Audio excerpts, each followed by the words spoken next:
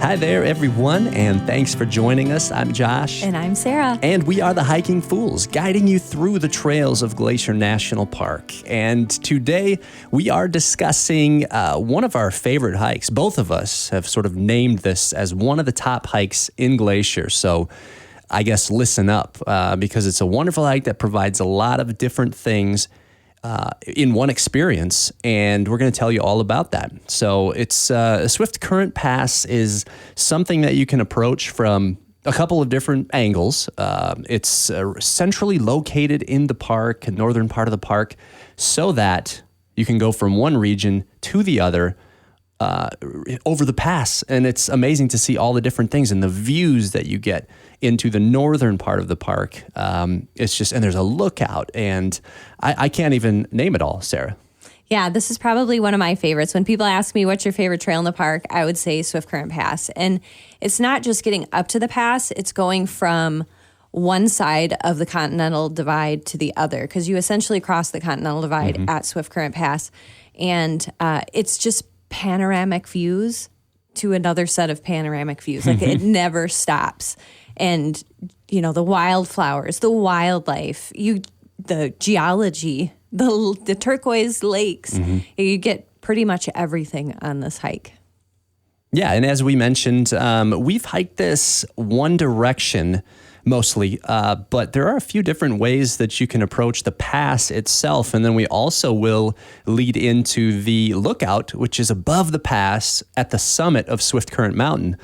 So there's a lot of options as you go. One way is to start from the Many Glacier area and hike up to the pass and back. And that's a pretty strenuous hike, and just a little shorter than the way that we're going to be discussing, which is from Logan Pass up and over to down to Many Glacier. So it's you're starting, at kind of the main attraction of the park, driving up the Sun Road, starting at Logan Pass, walking by Granite Park Chalet, and continuing on up to Swiftcurrent Pass. Yeah, if you start at Logan Pass, you take the Highline trailhead and you walk the Highline just below the Garden Wall, the Continental Divide, all the way 7.6 miles to, you don't have to quite go to the chalet, Granite Park Chalet, but you can.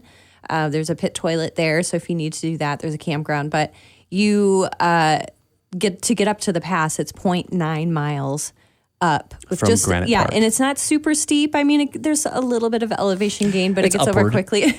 It goes upward. I mean, you're climbing up to the Continental Divide.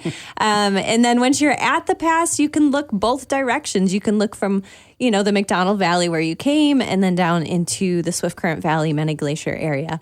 But you can also go up to the Swiftcurrent Lookout, which is 1.5 miles extra one way. And I think it's totally worth it. It's an active fire tower. So be respectful of the space up there. If someone's, stationed up there, be respectful of that area. But yeah, I think if you're all the way up there and you're at the pass, you should definitely do the mountain too. There's nothing technical about it. It tends to be extremely windy in this area. So just be prepared for that. Yeah, I remember when we were hiking it was extremely windy, and there was a girl that was actually too fearful to go on. You remember she was heading up, and the wind was, it's a slope. As Sarah mentioned, it's not technical and it's not really dangerous, but it's a scree slope, and she was on that, and the wind was so strong and blowing in the right direction where she was fearful. And Sarah, I remember, sweet Sarah, had to come next to her and hold her arm and tell her it was going to be okay. And it's the girl, it's not her fault. It was an extreme situation, and it was interesting to see. But you need a little bit of courage to go up and over to the lookout anyway.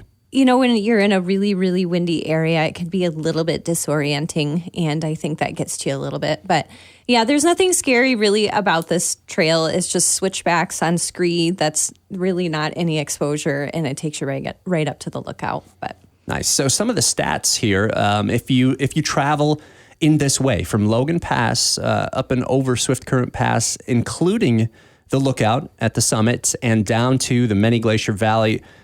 It's about a little over 15 miles. And as we mentioned, you've got options. So as you're traveling the Highline Trail, a trail that's very popular, terrific hike. You could even go up and see the Grinnell Glacier overlook as you're headed. You could, as Sarah mentioned, veer off and go check out Granite Park Chalet. Pretty good. They got snacks there. And as she mentioned, little facilities. And then you head up to the pass and you have the option to go up to the summit. As we mentioned, you head down toward Many Glacier. So you can plus or minus whatever you want here. And the pass itself is 7,100 feet, just a little over that. And Logan Pass is at 6,646. So you're not gaining a lot of elevation in that first 7.5 miles to get up to the pass. It's a little up and down.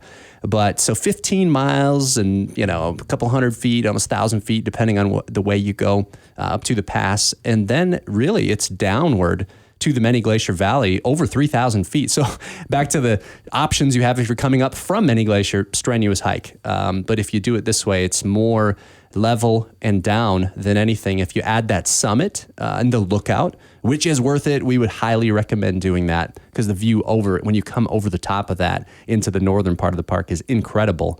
One of my favorite views. And so it's, you add another mile and a half one way. So, you got to put a lot of effort there to get to these places and all of these things. But once you're there and afterward, like us, you might call this one of your favorites. And I just want to point out, you're covering a lot of ground, so make sure you plan accordingly. Plenty of snacks. Be prepared since you're on the Continental Divide for any quickly incoming weather. We've encountered that so many times, I can't even count. Just rain coming in. We check the weather, nothing, and it comes in from Canada. You just never know. So bring your rain gear. I will mention too that there's not a ton of water on the western side of the Continental Divide as you're on the Highline. You might encounter a little trickle of water that goes over the trail here and there, but there's not a whole lot between Logan Pass and Granite Park Chalet. Now, Granite Park Chalet, they sometimes have bottled water that's stocked and a few snacks that you can purchase. So, you can go that route, go refuel there. Don't count on it because sometimes they don't have things. It's busy. It's a busy place. It's a busy place. As you go up over and you drop down in the Swiftcurrent Valley, you can see 4 lakes down there. And there is a waterfall that you're hiking parallel with that you eventually kind of merge with coming off Swiftcurrent Glacier. So once you get on the other side, there are various places where you can filter. You just got to get through that, the first 8 miles or so.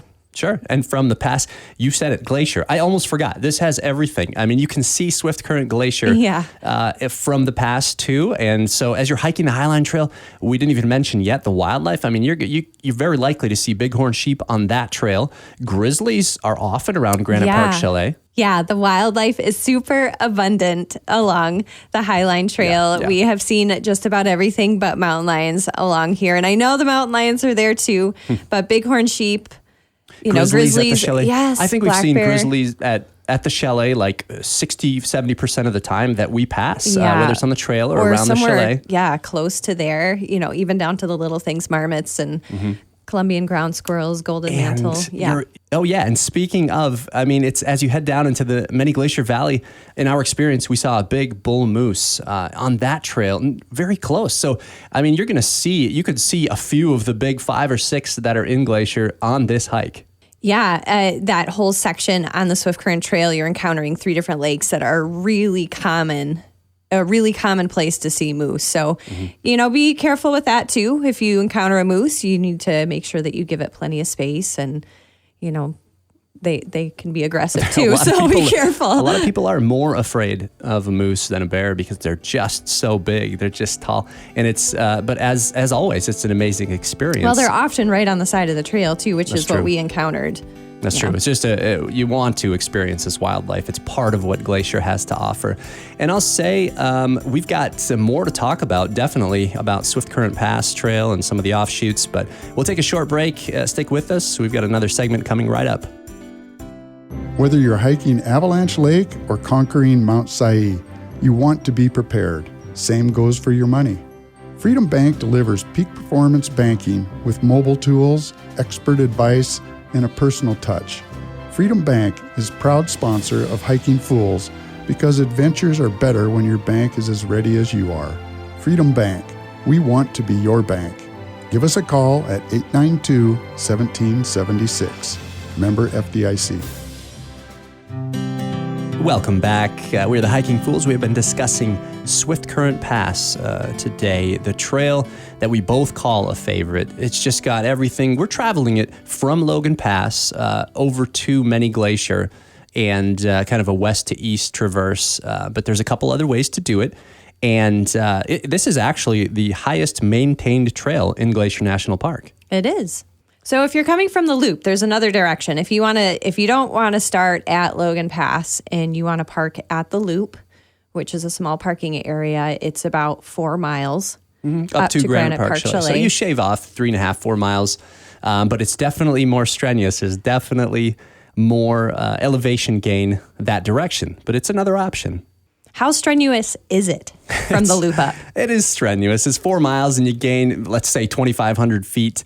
And so it's a big rise over run. You know, it's a big slope and it's a kind of a calf burner. But it like you said, it shaves off some miles. So you're going either from the loop up to the pass and over. You're going coming from Many Glacier up to the pass and back, or you're heading like we did from Logan Pass up and over to Many Glacier. So you got a lot of options. And it's definitely doable if you want to go from Logan Pass up to Swiftcurrent Pass and then back down to the chalet and to the loop. You know, you don't have to go up and over to Many Glacier. No, there's so many options. Take a look at the map and understand your options. And if you're staying at Granite Park Chalet, remember this is a park kind of somewhat primitive accommodations, but it could really break up the trip and give you more exploring time, more time to explore and check out a few different things. I know you can get to Ahern Pass from there. You can summit Swiftcurrent. You can definitely, squeeze in the Grinnell Glacier overlook.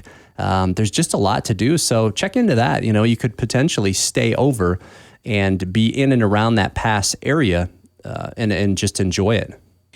So if you're coming from Many Glacier or Swiftcurrent Motor Inn, if you're staying there in that side of the valley and you don't have a vehicle or you don't want to drive over and start, you can certainly start from the Red Rocks or Swiftcurrent trailhead and you can go that direction. You first come across Fisher Cap Lake and the trail's pretty level until you get to Bullhead Lake, but make sure you go off. You can kind of get a glimpse of some of these lakes. Take the time to go down. It doesn't take you long, but it's a great chance for you to possibly see some moose. And then you encounter, there's a couple of, it's Red Rock Lake, but there's 2 little ones that are branched together. And then there's Red Rock Falls, which is really beautiful. And then you kind of climb a little bit and you eventually get to Bullhead Lake, which is a place I've seen moose many times. And then right after that is really when you start getting your elevation gain. You get some grassy meadows and, there's a ton of huckleberries throughout this trail and thimbleberries as well. And this trail is very frequented by grizzly bears. So make sure that you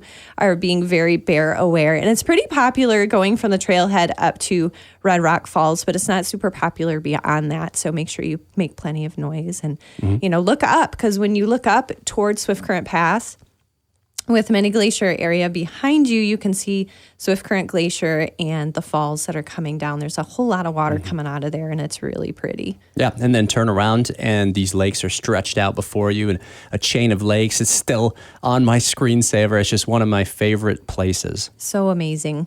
And you're exactly right, Sarah. With all the bears, if you're interested in a little bit more information and guidance on that, check out our other 2 episodes, part 1 and 2, with Tim and Rachel Manley, bear management specialists. And Rachel even worked out of the Many Glacier Valley for a while. So check out those episodes for a little more, a bit more comprehensive study on how to behave around wildlife and specifically prepare for bear sightings. Yeah, that's a great segment, and just helping you to navigate enjoying the wilderness alongside the creatures that live there and call this place home. So yeah, definitely check that out. One thing I love is seeing where you've been in Glacier. It's huge and it's small, if that makes sense. There's a lot to explore, but when you're in one area, when you're crossing the Continental Divide in one area, you can see other areas that you've been from a different angle, from a different perspective. And one thing I love is seeing the Swiftcurrent lookout from the Logan Pass area, because you can see, it's amazing. You can see this little square on top of this beautiful pyramid peak. And it's like, you can just look and say, I've been there. I've stood right there, and it's far in the distance, but the park is, relates to itself in such a unique way that it's fun to see where you've been. Yeah, I agree. And actually, when you're down driving on the Going to the Sun Road along McDonald Creek, you can look up and see it as well, which is pretty cool. And what always amazes me is that you think just on the other side of there is, whatever it may be, and in this case, Many Glacier Valley, but it takes you so long to drive around to the other side of the park, to get on the other side of the Continental Divide with a vehicle, but you can just hike on over and cross it, and it's right there. Yep, strap, get those shoes on and hike it. That's what Glacier's all about, a hiking paradise. So remember, if you're hiking this from west to east, from Logan Pass down to the Many Glacier area, for example, number one, when you get there, there are plenty of resources. You get to Swiftcurrent Motor Inn. They've got food. There's a restaurant there. A little further along is the Many Glacier Hotel. But remember, if you're going to do this anytime in Glacier, if you're going to hike one way, remember that you need either two vehicles or a lift from a friend or family member. Leave a car in one place and head to the other. A little more planning. Yeah, you definitely got to plan that a little bit more. There's a campground there at Many Glacier that's actually right there by the trailhead. It's right across from the Motor Inn. So that's an option too. I love that when you finish this hike at the Swiftcurrent area that you can grub down in the Swiftcurrent Motor Inn. They've got a restaurant there with, their burgers are really good. Their fries, I just crave fries. Anything is good after hiking. Yes. You'll learn that the more you hike. You can't start talking about it until at least halfway through, but then you can absolutely start to discuss, what do I feel like eating when I'm done? And you get closer and closer to it. But there's a special treat in this area, right? Yeah, they have soft serve ice cream. Oh, man. So that's pretty special at the end, and you really are craving that. We try to hold off to talking about food until the second half of our hike, but I feel like the older we get and the more often we hike that it comes on a lot sooner, and that's never good. You work for the reward, though. I mean, that's okay, whether it's, reaching an alpine lake or, achieving a summit or crossing a pass in Glacier Park. A lot of the hikes are destination hikes. You're finding yourself in a beautiful place that you were working for, and then you kind of start to think about the reward. I just love this hike so much. I can't wait for summertime so we can go and do this again. Well, and whoever's listening, you out there, you've got the passion for it, you can hear. And when you experience this, you're going to feel the same way. And what I look forward to also, Sarah, is seeing some of these people out on the trail. We're going to run across each other and share the passion, the experience, and the love for this. And that's why we do what we do. I really love encountering people that have come here and it's their first time, and they're just seeing Glacier through their eyes. And we, even though we've been doing this for so many years, still look at Glacier in that same new way, because you can hike the same trail over and over and it will be a completely different experience every time. So it's kind of cool to, encounter people on the trail and they ask questions and you can answer them and just, see their excitement. And And the last time I'm thinking about this, hiking this pass, I believe we were expecting our youngest child, Caspian. We were. And I really wanted to, his middle name to be Swiftcurrent for that reason. No, veto. She vetoed it. And that happened a lot because I had a lot of ideas. But it's so special to us that I considered that. This area is not only special to us, but, the Kootenai used this Swiftcurrent Pass as, to go from one side of the valley down to the plains to hunt the bison. So this is kind of a special area here. And there's, been some archaeological sites found in this section of the park. So, there's some spirituality going on in here. And so it's kind of cool. Super cool. And just to kind of recap, so you're getting ready to do this. We recommend, I would say, hiking from Logan Pass over the pass to the Many Glacier Valley, west to east. It's a 15 plus mile hike, and there's a fair amount of elevation gain, especially if you want to get up to the summit and the lookout of Swiftcurrent, which you absolutely should. That mountain's at 8,400 feet or something like that. So it's a formidable peak in the park. You can see the Granite Park Chalet. You get opportunity for some of the best wildlife. You see these lakes and peaks stretched out before you. There's a glacier in view. It's got everything. Sarah, is there anything else we need to say? I'd go do this hike. Go and do this. We highly recommend it. One of our favorites. So we've enjoyed sharing it with you, and we just want to, reminder, check out our Instagram page at Hiking Fools MT to see some great photos from our recent adventures, and we invite you to tune in next time. Check out more of our episodes online, and remember to follow us on Spotify or Apple Podcasts. I'm Josh. And I'm Sarah. And we are the Hiking Fools, encouraging you to always go